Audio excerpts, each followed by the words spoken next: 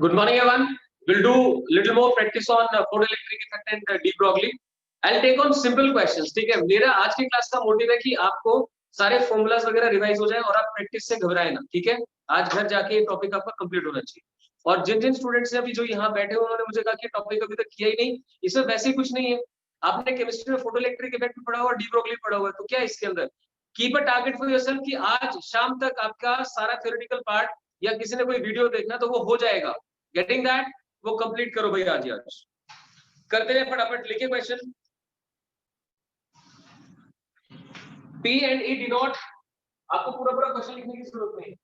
P and E denote linear momentum and energy of photon, right? Linear momentum and energy of photon.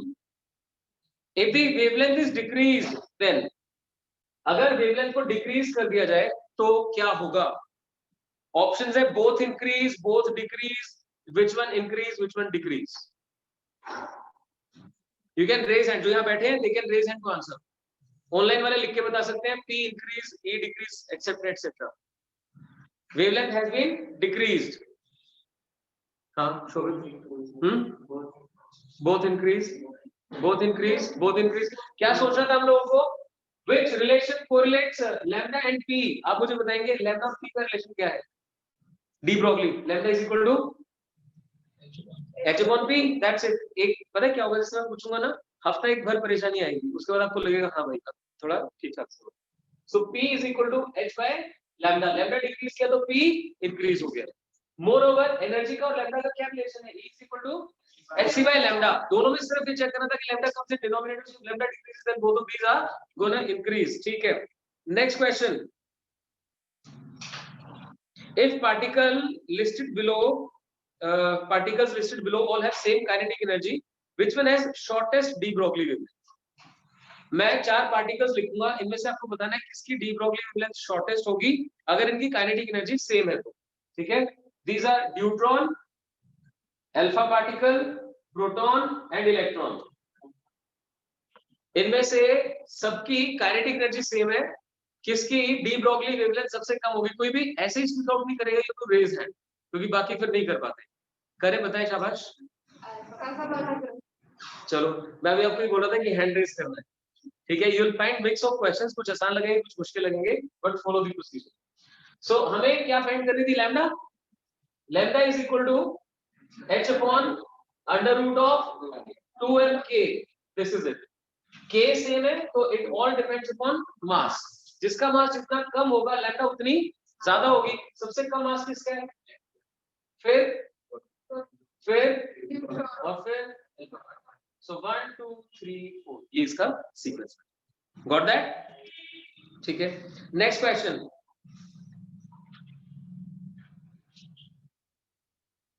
Momentum of photon is 3 into 3.3 into 10 power minus 29 kilogram metre पर second. इसकी frequency बतानी है कितनी होगी. Photon का momentum बताया गया है, you have to find the frequency. करें, शाबाश. I'll list down the options as well. आप तब तक सॉल्व करें. Momentum and frequency.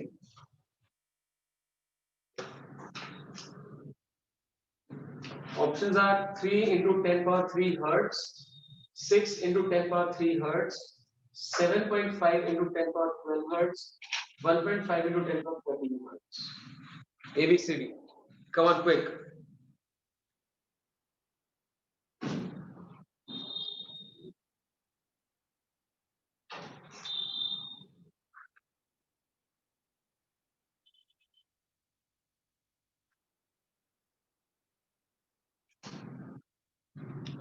तो मैं तब तक प्रोसीजर डिस्कस कर लेता हूँ. ये मोमेंटम है और फ्रीक्वेंसी पूछ रही है. तो मोमेंटम क्या होता है? P is equal to h by lambda, right? तो लैम्डा क्या होता है? C by nu, h into nu by c, right? हमें फ्रीक्वेंसी फाइंड आउट करनी है. सो nu becomes equal to P C by h. ये सॉल्व करना था. ट्राई करें, आपके सामने ऑप्शंस है तो अप्रोक्सीमेट आंसर बताने की कोशिश कीजिए.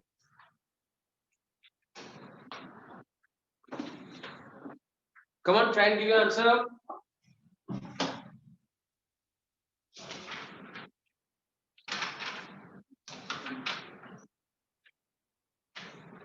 बताइए। सामने ऑप्शंस हैं, ए बी सी डी बोल दीजिए। डी ऑप्शन, ठीक है, बिल्कुल इसका डी ऑप्शन आंसर है मेरा। तो अभी क्या है, जिन लोगों ने अभी तक आंसर सॉल्व नहीं किया है, they need to take it seriously कि आपको थोड़ा थोड़ा स्पीड बढ़ाने में काम करना पड़ेगा। जैसे ही फ्रीक्वेंसी पता लगा, फटाफट मोमेंटम कितना 3.3 टू 10 पावर -29, सी कितना होता है 3 टू 10 पावर 8 होता है, डिवाइड बाय एच कितना होता है 6.6 टू 10 पावर -34। तो देखना सर, ये क्रूजर चला गया और ये दिख रहा है सीधा 1.5 है, दिख रहा है 1.5, आगे सॉल्व करने की जरूरत ही नहीं है। मैं फिर आपको बोल रहा हूं, आपका objective question solving is very different from numerical solving. Why? Because you just need to see which option matches with it. एक बार 1.5 आया न्यूमेरिकल वैल्यू, बाकी को सॉल्व करना है। Got that? So D is the answer in that case. अगर by chance कोई answer match नहीं भी कर रहा होगा तो अटेम्प्ट करने की वजह से आपको उसमें बोनस मार्क्स मिलेंगे। जो करके ही नहीं आएगा अटेम्प्ट, उसको बोनस मार्क्स नहीं मिलते, ये हमेशा ध्यान रखना। Next question, proton and alpha particle have same de Broglie wavelength. Proton and alpha particle have same de Broglie wavelength. Find the ratio of their velocities. Ratio of velocity बताना है। Options 4:1, 2:1, 1:2, 1:4. Proton and alpha particle have same de Broglie wavelength. Ratio of velocities.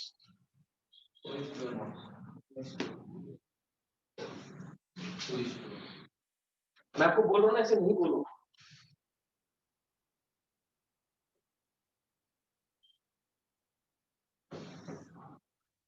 I insist, don't speak up your answer. Speak out your answer. 1 2 3 करो शाबाश। विवेक, यहाँ पे मुझे answer चाहिए। 2, okay. Amulya, देखें क्या एक्सप्रेशन यूज करना था हमें, लैम्डा और v, we know that lambda is equal to h upon mv, तो लैम्डा और v को इंटरचेंज कर दो, v is equal to h upon m lambda. Got that? v find करना था तो आपको पहले इस एक्सप्रेशन पे पहुंचना था। ध्यान से देखते जाओ, अब आपको वेलोसिटी का रेशियो चाहिए, तो h तो कांस्टेंट है और लैम्डा भी सेम है, तो ये तो हट गया, it is inversely proportional mass. So इतना सा करना था कि velocity of velocity of alpha particle is equal to mass of alpha particle upon mass of proton. So proton से 4 गुना होता है मास, 4 times, 2 proton 2 neutron. So the answer is 4:1। ठीक है, next, approximate wavelength of a photon of energy 2.48 electron volt. अगर कोई बच्चा ऐसा भी है कि जिसने क्वेश्चंस कल कर लिए हैं, वो भी सॉल्व करे, स्पीड से सॉल्व करे, फास्टर सॉल्व करे। approximate wavelength फाइंड करनी है, energy of photon is 2.48 electron volt. I will give you the options as well. This is energy, wavelength कितनी होगी, 500 angstrom, 5000 angstrom, 2000 angstrom and 1000 angstrom. A B C D.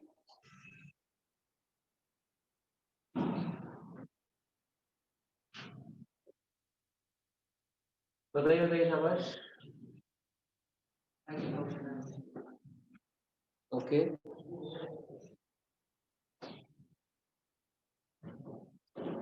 बाकी भी सभी करें।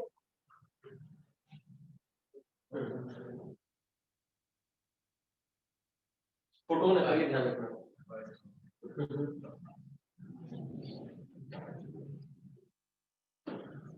देखिए जरा, क्या निकालनी थी, वेवलेंथ। एनर्जी क्या होती है, h c by lambda, lambda will be equal to h c by e।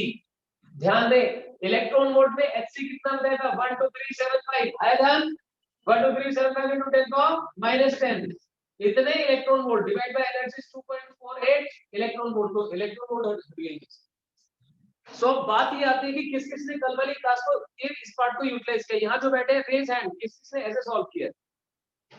बहुत बढ़िया, बाकी भी समझे इस बात को कि जिसने क्लास नहीं कर रखी वो अभी आज कवर अप करेंगे इसे, मतलब मुझे नहीं पता 2 आवर 3 आवर 4 आवर कितने घर जाके लगाने हैं आपको। डुअल नेचर और फोटो इलेक्ट्रिक इफेक्ट के लेक्चर्स कंप्लीट करने आज जाके। हाँ सो देखिए HC कौन ने डायरेक्टली अंडरस्टैंड किया था 12375 into 10 minus 10 इलेक्ट्रॉन वोल्ट हो जाता है।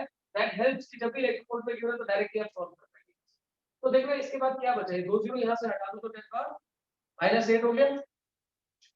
248 ये है और ये 123 लगभग इसका हाफ लग रहा है, तो कुछ 5 करके आना चाहिए। ए और बी में से ऑप्शन आनी चाहिए, यस और नो? ए और बी में से ऑप्शन आनी चाहिए। पावर देख लो जरा, जब 248 से करोगे तो यहाँ पे 0.5 बनता है, 0.5 उसके बाद 1 2 इतना आएगा यहाँ से, और साथ में 10 का -8 है। और आंसर किसमें चाहिए, एंगस्ट्रॉम, यानी मुझे 10 का -10 लेके जाना है। तो यहाँ 2 जीरो आ जाएंगी, तो बनेगा तो कौन सा बनेगा, 5। क्लियर नहीं?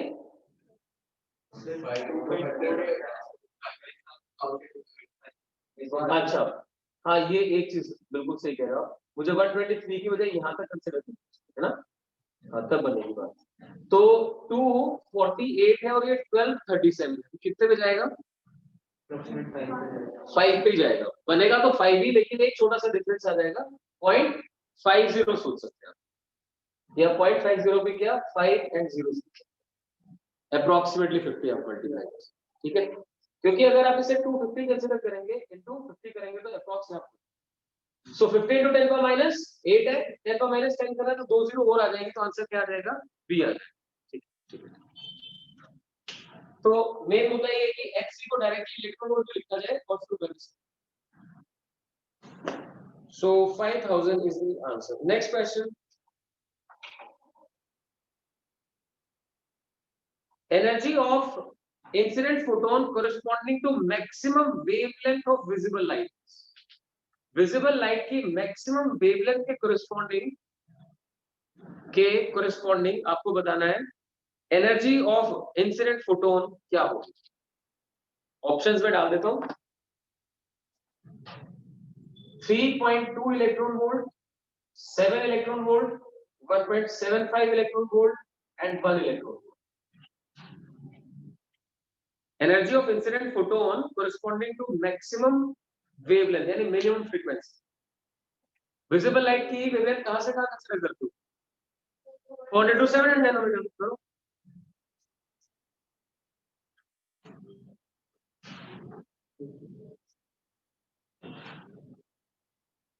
कीजिए कीजिए शाबाश।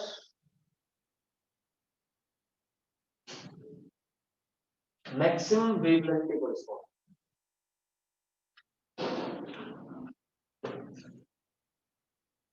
आंसर इलेक्ट्रॉन वोल्ट में चाहिए, HC by लैम्डा। जब आंसर इलेक्ट्रॉन वोल्ट में ही चाहिए तो HC को कितना लिखा, 12375 electron volt into 10 to -10,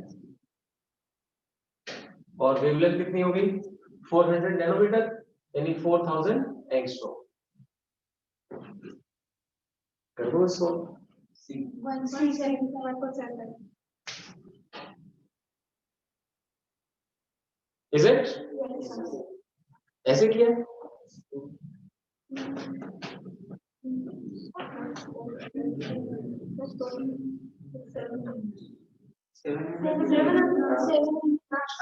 it is for maximum wavelength. अगर दोनों चीजें फाइंड करो जरा इनसे, ये आंसर क्या आता है, एंड 12375 अपॉन 7000, इसका आंसर क्या आता है, सर इसका तो 3.2 आ रहा है, 3.2 और यहाँ पे 1.7। तो you can have an idea कि जो विजिबल लाइट होती है उसकी एनर्जी 1.75 से लेके 3.2 इलेक्ट्रॉन वोल्ट के बीच में लाई करती है। 1.75 टू 3.2 इलेक्ट्रॉन डायरेक्टली कहीं पे काम। Fine, done. नेक्स्ट क्वेश्चन,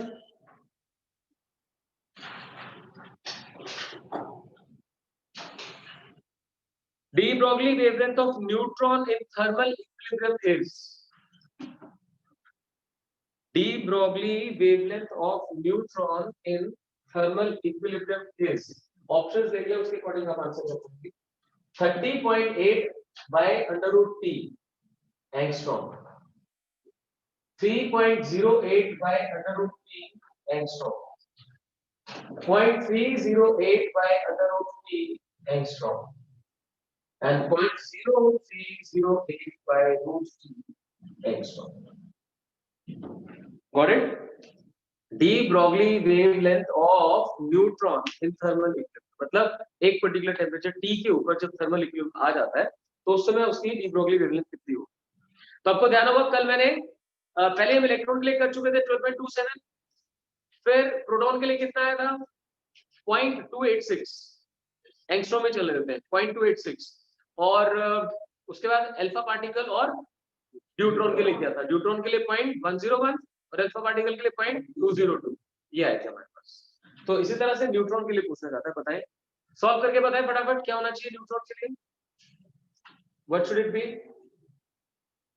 बस डिफरेंस ये है कि वहां पे अंडर रूट बी था जो मैंने एक्सप्रेशन आपको बताया, वो पोटेंशियल डिफरेंस के लिए था, न्यूट्रॉन के लिए पोटेंशियल डिफरेंस हो ही नहीं सकता, तो वहां पे जो डिस्कशन है वो टी के अकॉर्डिंग ही करना पड़ेगा। तो अगर कर सकते हैं कैलकुलेशन तो फटाफट कोशिश कीजिए। ना ना ना, वो इलेक्ट्रॉन का होता है 1.6 into 10 power minus 27, प्रोटॉन और न्यूट्रॉन का मास लगभग बराबर होता है, तो न्यूट्रॉन का 1.7 चाहो तो 1.7 कंसीडर कर सकते हो into 10 power minus 27। करो आप एक बार ट्राई। हाँ जी सावन बोले क्या कह रहे हैं सर, ये ऑप्शन आ रहा है। हाँ एग्जैक्टली ये आंसर आ रहा है, आप लोग भी थोड़ा ध्यान से कैलकुलेशन करेंगे तो प्रॉब्लम आ जाएगा।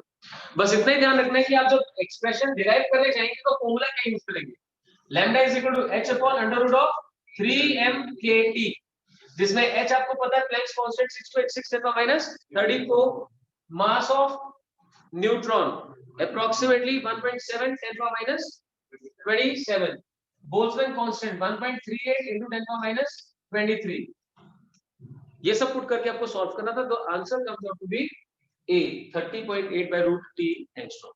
डन। चलिए एक और मजेदार सा क्वेश्चन करते हैं, बताइए मुझे जरा। An electron enters the region of uniform magnetic field. Electron enters region of uniform magnetic field with de Broglie wavelength lambda. De Broglie wavelength lambda. तो लिखिए what happens to lambda if it comes out executing a semicircle।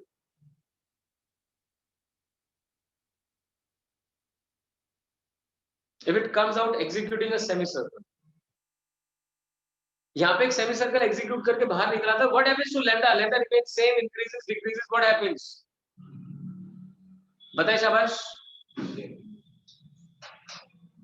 तो भव्य आप कोशिश करेंगे, अगर magnetic field के अंदर एक चार्ज पार्टिकल ट्रेवल करता है तो what happens to its speed? Does the speed change or not? याद रखो मैग्नेटिक फील्ड के अंदर अगर चार्ज पार्टिकल एंटर करता है तो जो फोर्स है वो परपेंडिकुलर लग रही है वेलोसिटी के, no power consume, no change in kinetic energy, no change in speed, does the velocity change? Yes that does. तो जितनी वेवलेंथ से एंटर किया था उतनी वेवलेंथ से बाहर आ जाएगा, तो बहुत ही आसान सा क्वेश्चन बनता है।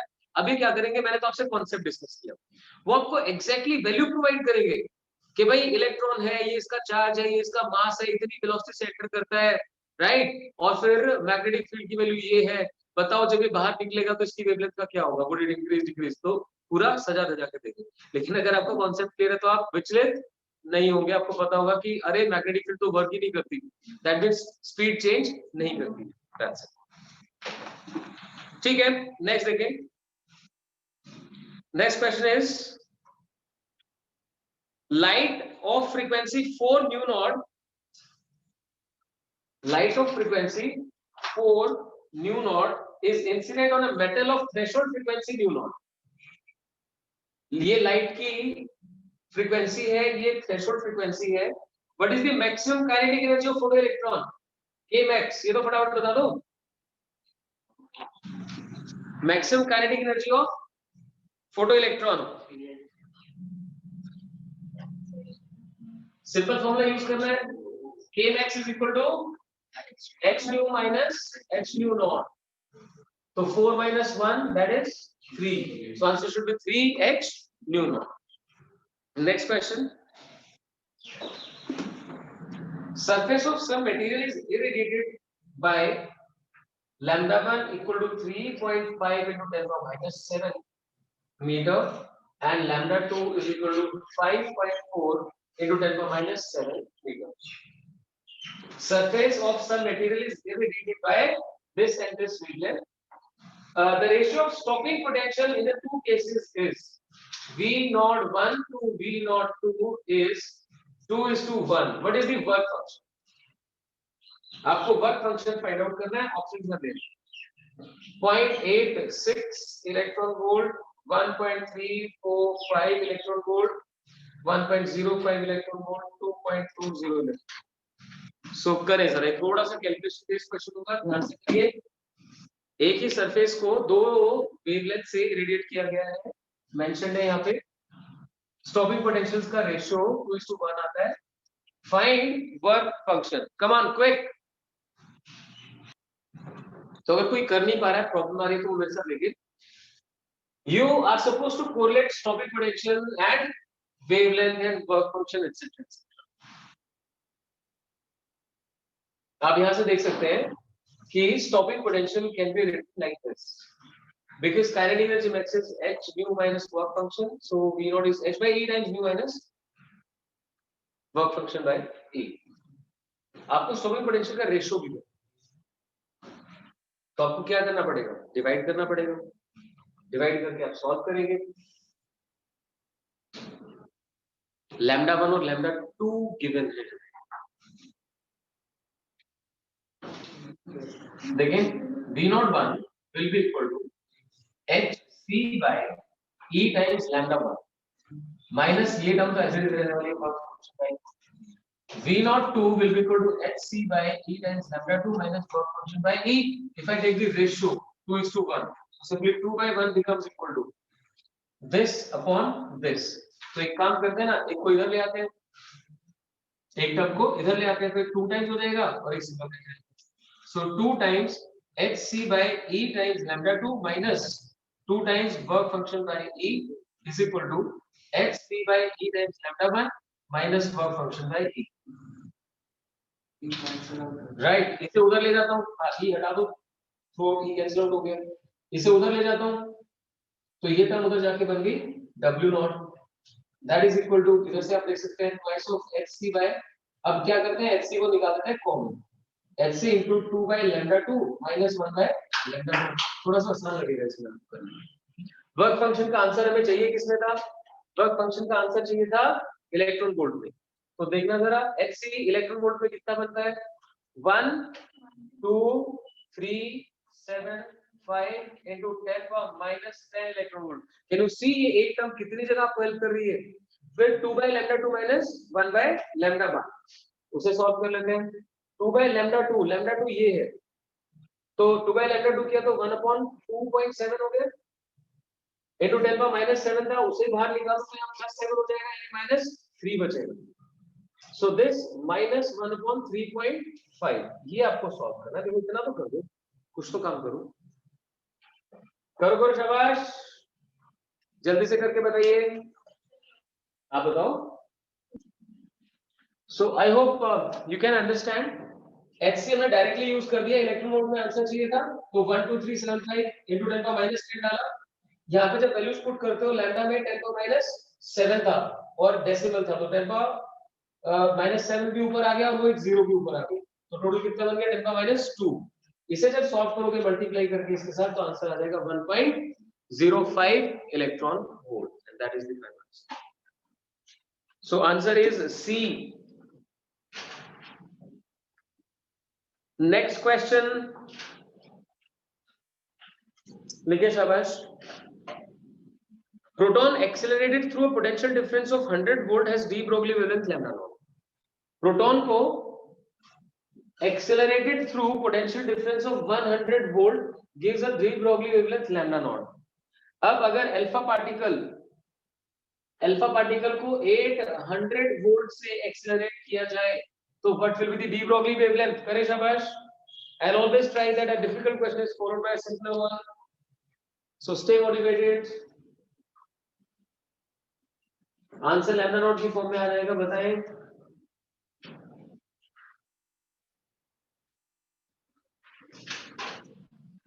Accelerated through a potential difference of 800 volt for alpha particle. Come on, quick. None of you can put an excuse now. कर दीजिए, कर दीजिए।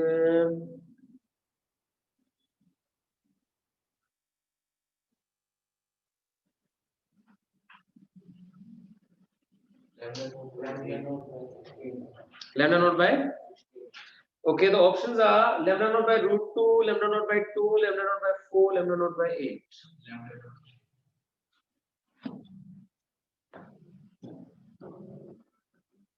करिए करिए शाबाश। आई वाज एक्सपेक्टिंग कि अभी तो कर देंगे आप लोग। पारस,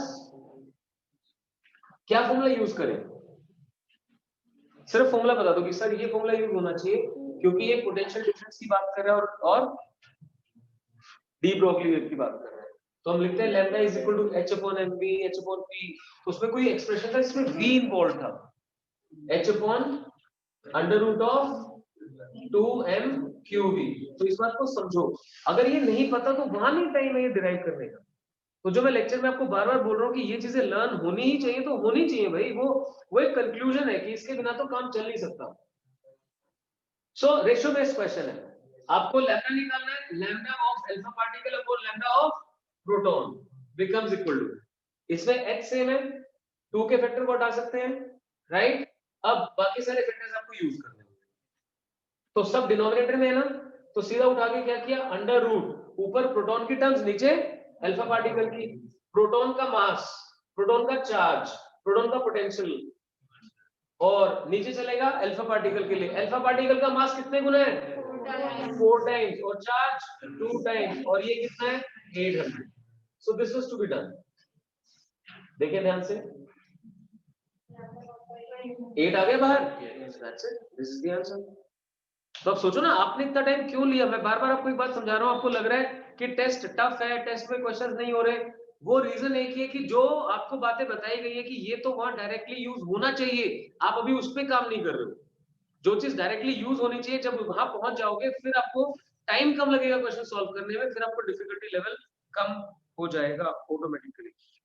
next question, maximum kinetic energy of photo electron is E। Maximum kinetic energy of photo electron is E when the wavelength of incident light is lambda। ठीक है, if the energy becomes 4 times, energy becomes 4 times when wavelength is reduced to 1/3, then what is the work function? What is the work function? I repeat the question, maximum kinetic energy of a photoelectron is E when wavelength of incident light is lambda. If this energy becomes 4 times when the wavelength is reduced to 1/3, then what is the work function? आपका answer hc by lambda की form में होगा, जैसे 3hc by lambda, hc by 3 lambda, hc by 2 lambda, so on। Try करें, करिए शाबाश, करके बताइए। The answer comes out to be hc by 3 lambda। कैसे पहुंचेंगे वहां तक? करना क्या है, देखो ना, जो इंसिडेंट एनर्जी है वो तो लैम्डा से निकल रही है, और मैक्सिमम काइनेटिक एनर्जी के बारे में बता रहा है, वर्क फंक्शन पूछ रहा है। तो मैक्सिमम काइनेटिक एनर्जी के, जिसको कि E लिखा गया है, E is equal to what? hc by lambda minus work function. अगली बार क्या किया है, एनर्जी होगी 4 गुना 4E, that is equal to hc by lambda by 3 minus work function. तो इक्वेशन है, यहां से वर्क फंक्शन निकालना है आपने। तो बेस्ट पॉसिबल तरीका क्या है, क्योंकि आंसर इसकी टर्म्स में चाहिए। ध्यान से सुनो, मतलब इससे आगे की कैलकुलेशन में, क्योंकि आपको वर्क फंक्शन का आंसर hc by lambda की फॉर्म में चाहिए, तो आपको E को एलिमिनेट करना चाहिए। E को एलिमिनेट करने के लिए इसे 4 से मल्टीप्लाई कर दो और सब्ट्रैक्ट कर दो। नहीं, रेशियो लेके मल्टीप्लाई करोगे, सीधा उठा के सब्ट्रैक्ट कर दो। दैट्स अप टू यू, मतलब दोनों तरीके काम करेंगे। Got that? तो सोचना क्या है, सिर्फ जिसकी वजह से आपको परेशानी आई, आप कैलकुलेशन करते रह गए, कि sir answer h by lambda में निकालना है, अच्छा e को हटा देते हैं, तो 4 से मल्टीप्लाई कर दिया, अब इसमें से इसको या इसमें से इसको सब्ट्रैक्ट कर दिया, अगर इसमें से इसको सब्ट्रैक्ट किया तो 0 बन गया, दैट इज इक्वल टू इसमें से ये सब्ट्रैक्ट करो कितना बना माइनस h बाय लैम्डा, और इसमें से सब्ट्रैक्ट करो तो कितना बना plus 3w, so 3w is equal to this. अब मैं फिर बोलूंगा, देखो जब आप ऑब्जेक्टिव क्वेश्चन कर रहे हो और यहां तक पहुंच गए, अगर उसके बाद भी आप कुछ लिखते हैं तो आपको पाप लगे सीधी सी। यार यहां तक पहुंच गए, इतना तो सोच ही सकते हैं कि उस तरफ मैक्सिमम लैम्डा जाएगा और फिर 3 नीचे जाएगा, है कि नहीं? तो h by 3 that comes out to be the answer। तो ये छोटी-छोटी चीजें हैं जो आपको समझ के काम करना है। You are not given marks for completing the solution, you are given marks for telling the right solution। So उसके अकॉर्डिंग आप बताएंगे, ठीक है? नेक्स्ट क्वेश्चन जल्दी करें। Maximum velocity with which an electron can be emitted from photocell, maximum velocity with which electron can be emitted from photocell is 4 into 10 power 8 centimeter per second। The stopping potential will be mass of electron आपने 9 into 10 power minus 13 consider किया,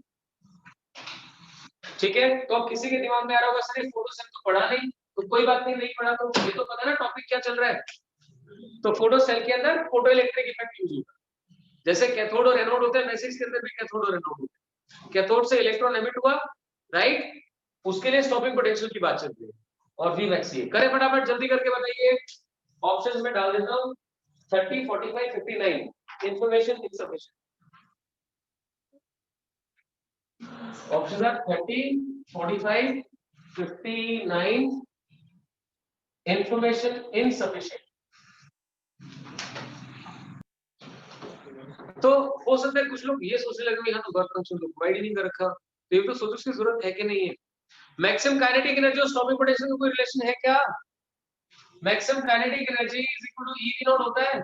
जैसे इसने maximum speed बताई तो दिमाग में एकदम से क्या आता है, अरे इससे तो मैक्सिमम काइनेटिक एनर्जी निकल जाएगी, और पूछा क्या है stopping potential, so maximum kinetic energy is E times V naught, so V naught simply is equal to K max यानी half M V square by E, यही सॉल्व करना था। तो हाफ ऑफ मास कितना है 9 into 10 पावर minus 31, v कितना है 4 into 10 power 8, 4 4 is 16 into 10 power 16 divided by e 1.6 10 power minus 19। अभी सॉल्व करना कुछ नहीं है, देखो देखना एक बात ध्यान से सुनना, सॉल्व हो रहा है, सॉल्व हो रहा है, यानी जो विवेक ने कहा था डी तो ऑप्शन है ही नहीं, उसके बाद इसको देखना जरा 16 से 16 कटेगा 2 से 4.5 आ रहा है, मतलब 4.5 45 जो भी आएगा 4 5 की फॉर्म में आएगा ना, वो यार काम। पर ये काम ना पता है कब हो पाएगा एग्जाम में आपसे, एक तो आप जब घर पे प्रैक्टिस करते हो तब यहाँ पे रुक पाओ, घर पे प्रैक्टिस करते करते आप पूरा क्वेश्चन सॉल्व नहीं करते हैं, ये हैबिट होनी चाहिए। आप वहीं तक सॉल्व करते हैं जहां से आपको आंसर का आइडिया लग जाए, डन, टाइम बचेगा। दूसरा, जब यहाँ पे टेस्ट परफॉर्म करते हैं तो उस टेस्ट में भी इसके ऊपर रिलाई करें, वैसे भी कौन सा नंबर आ रहा है, नंबर और कम आ जाएगा, क्या फर्क पड़ता है। सो तो जब यहाँ पर भी क्वेश्चन सॉल्व करोगे तो इसी तरीके से सॉल्व करो, ताकि जब वहां फाइनली सॉल्व करो तो हाथ कांपे ना, है ना, मन ना बैठे और हाथ ना कांपे। तो वो सब होने के लिए जरूरी है, नंबर 1 आप डायरेक्टली ये बात समझे कौन सा फॉर्मूला यूज होना चाहिए, नंबर 2 उसे सॉल्व करते हुए ऑप्शंस दिमाग में चलनी चाहिए कि क्या ऑप्शंस है, जैसे ही लगे इस ऑप्शन के क्लोज आ गए बंद, क्वेश्चन क्यों करना है, गेटिंग दैट? ठीक है, तो ये बताना इसलिए जरूरी है कि बाद में बच्चों को लगता है मेरा तो पेपर पूरा नहीं हो पाया, अरे भाई तुमने वैसे किया तो नहीं, जैसे समझाया गया तुम्हें, और वो टाइम आपके पास अब है, आप फाइनल प्रैक्टिस के टाइम पे ये सब नहीं कर पाएंगे जो मैं अभी बता रहा हूँ। ठीक है, एक लास्ट क्वेश्चन और कर लें आज के लिए,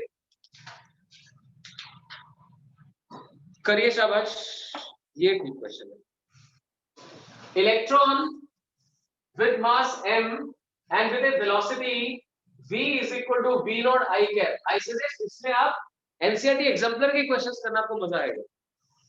v is equal to v naught I cap is in an electric field, E is equal to, ये v है, E is equal to E naught I cap in negative, its d Broglie wavelength at time t will be,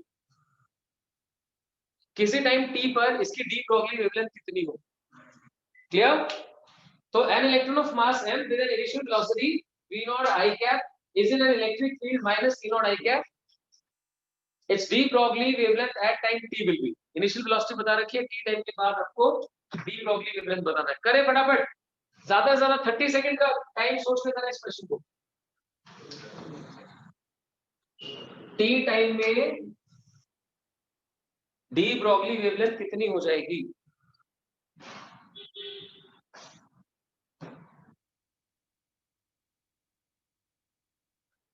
तो जो answers है वो lambda naught भी होंगे, मान के चलिए इनिशियल वेवलेंथ लैम्डा नॉट, तो lambda naught upon 1 plus E E by M into T by V naught, B option. Lambda naught into 1 plus E E naught T by M V naught, C option lambda naught, D option lambda naught T.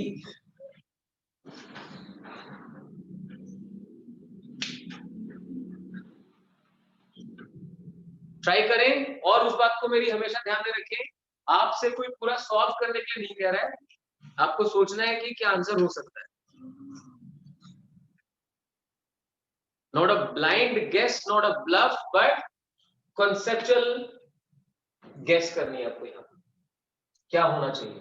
There is an electron which enters with velocity positive I cap, electric field is in negative I cap, so its speed is going to increase।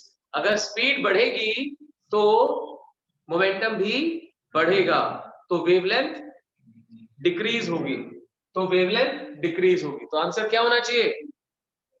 A part मैंने तो solve नहीं किया, तुम कर लो यार, तुम करके बता देना।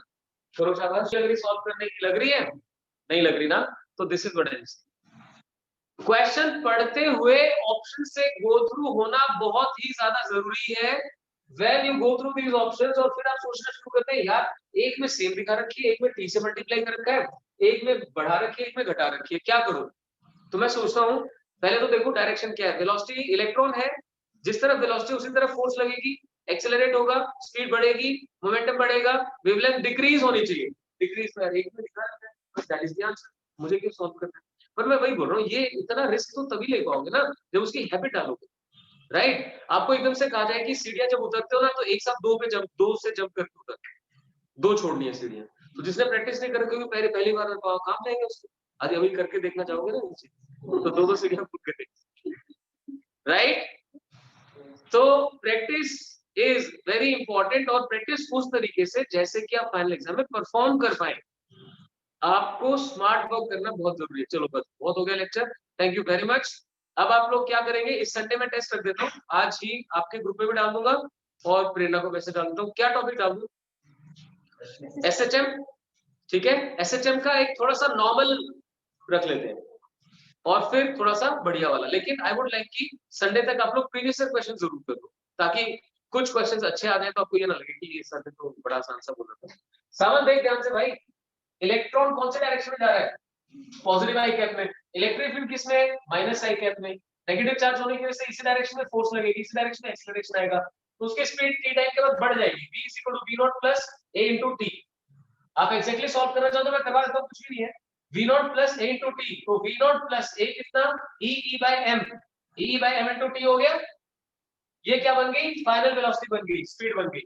आप फाइनल लैम्डा निकालना चाहते हो, लैम्डा = h/mv, m into ये वाली v लिख दो, इसमें से v0 कॉमन निकाल दो, v0 into 1 plus e/m into t/v0 बन गया। देखो h/m/v0 क्या बन गया? Lambda naught. देख आंसर आ गया। बस तो करना चाहो तो ऐसे भी कर सकते हो, बट मैं कह रहा हूं क्यों, जरूरत तो नहीं है।